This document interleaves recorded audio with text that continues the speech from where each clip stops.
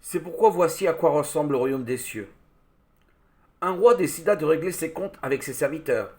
Il venait de se mettre à compter.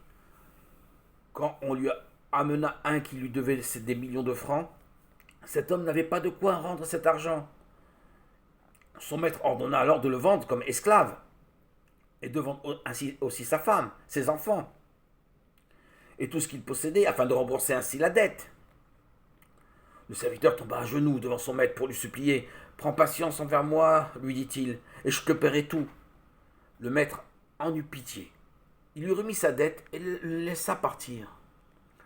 Le serviteur sortit et rencontra un de ses compagnons de service qui lui devait 100 de francs.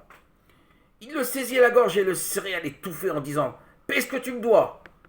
Son compagnon tomba à ses pieds et le supplia en ces mots prends patience envers moi et je te paierai. Mais il ne voulut pas. Il le fit au contraire jeter en prison jusqu'à ce qu'il ait payé sa dette. Quand les autres serviteurs virent ce qui était arrivé, ils en furent profondément attristés et allèrent tout raconter à leur maître. Alors le maître fit venir ce serviteur et lui dit méchant serviteur, je t'ai remis toute ta dette parce que tu m'as supplié de le faire. Tu devais toi aussi avoir pitié de ton compagnon, comme j'ai eu pitié de toi.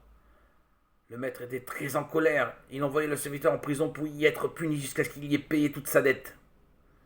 Et Jésus ajouta c'est ainsi que mon Père qui est au ciel vous traitera, si chacun de vous ne pardonne pas à son frère de tout son cœur. Matthieu chapitre 18, versets 23 à 35.